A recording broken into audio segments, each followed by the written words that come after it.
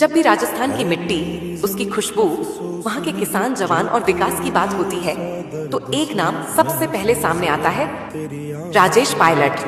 मैं राजेश पायलट, जो लोकसभा का सदस्य निर्वाचित हुआ हूँ, ईश्वर की शपथ लेता हूँ कि मैं विधि द्वारा स्थापित भारत के संविधान के प्रति सच्ची श्रद्धा और एक ऐसा नेता जो दिल्ली की सत्ता में बैठा लेकिन जड़ों से जुड़ा रहा। एक ऐसा इंसान जिसकी आखिरी सांस तक आवाज थी, जय जवान जय किसान। छोटे से गांव में जन्मे, खेत की मेड़ों पर दौड़ते हुए, बैलगाड़ी की लकड़ी से खेलते हुए जिनके सपने आकार लेने लगे, पर ये आम सपने नहीं थे। उनमें देशभक्ति थी, उनमें ऊंचाई छूने की चाह थी। गरीब परिवार, सीमित साधन, लेकिन मन में असीम उड़ान।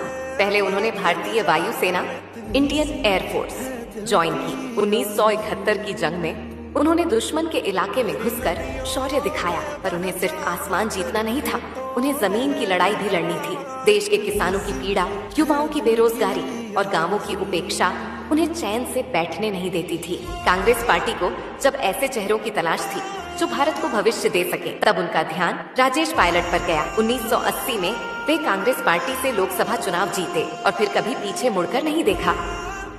उनकी छवि एक कड़क अफसर लेकिन नरम दिल जनप्रतिनिधि की थी। वे संचार मंत्री बने, फिर गृह राज्य मंत्री और अन्य महत्वपूर्ण पदों पर रहे। उन्होंने राजस्थान और आसपास के क्षेत्रों में शिक्षा, सड़क, बिजली, पानी और किसान कल्याण के लिए ठोस काम किए। राजस्थान में Rajesh Pilot government polytechnic college, memorial college of education और स्टेडियम उनकी दूरदर्शिता के प्रतीक हैं।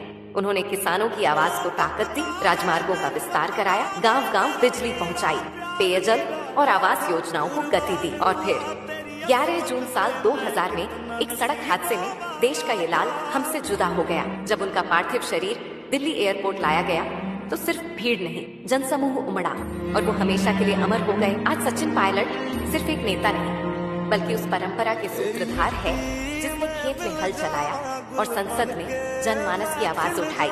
राजेश पायलट एक नाम नहीं, एक युग। 11 जून को कांग्रेस परिवार की ओर से